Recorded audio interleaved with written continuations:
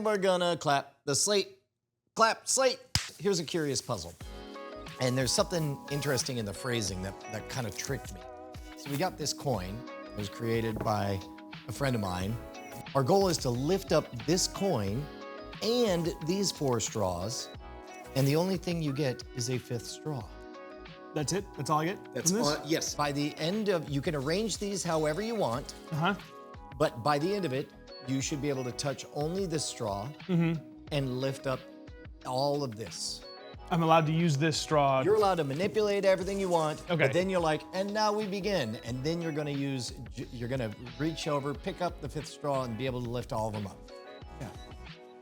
And I should say all of the straws should remain in working order. Like you don't have, there's a reason they're straws, you know? This is where a lot of people get like, all you have to do is take scissors and cut them and melt them and then fuse them and create a little car out of straws or whatever. We're not going for that. We're not doing the A-Team or my guy. Yeah. A reminder of what program we're doing right now. Yeah. The solution will, as always, be fun and novel and make you happier for having seen it. Sure. So yes, that is very close to it. If I'm using more than one straw to lift. You are holding more than one straw. You only get to use the 5th straw. And that really threw me for a loop when I first read this one. I'm just like, what a weird way to phrase it. Using only a 5th straw because you're clearly touching them all. Right. But it's like, no, at the moment of lifting, you can only use a 5th straw. And also, that's why I bring up you can't destroy them because you could, I don't know, weave a basket, put everything in, and then hook this and then make a tool out of it. We want to keep these all as straws as they are.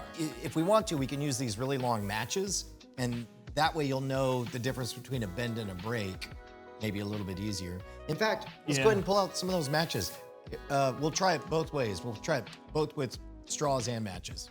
And oftentimes, people get frustrated when they're like, why don't you just blank or whatever? It's good to listen to all of those why don't you just answers, even though they're frustrating because they oftentimes are not nearly as clever as the actual solution. It's good to listen to those because they inform how you can better set up the puzzle next time. So you said some sort of clever scaffolding would do it. Yeah. Only allowed to use one. Yep. How would I do that? That's the one rule of the scam sessions, is that it doesn't make for very interesting content to sit silently and stare. I know. And come up with the answer. I don't know what the thing that's going on though in my head is nothing.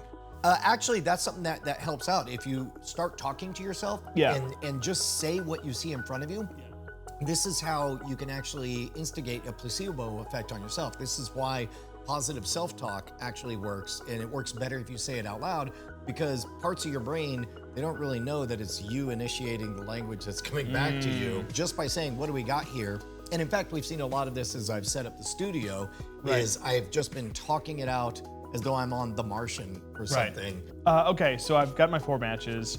I can't really do anything with this orientation because if I have a match underneath, it's not gonna lift up these 2. Right, so, okay, that's great. So you just hit the next part, which is, why won't this work? And the answer is because you have 2 points of contact. So therefore, the solution you need is some kind of structure where there's only 1 point of contact, which is my 5th match. Correct, which means there's some configuration where things are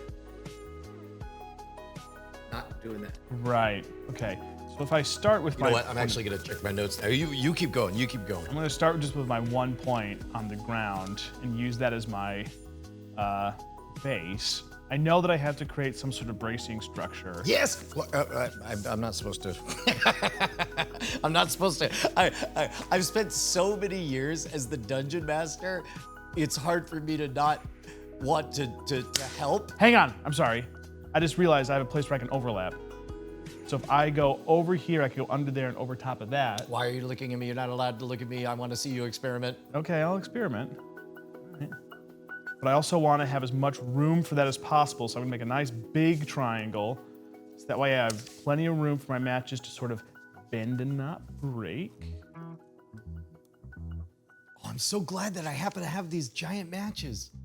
And then I need to put pressure on this one to lock everything in place. Come on.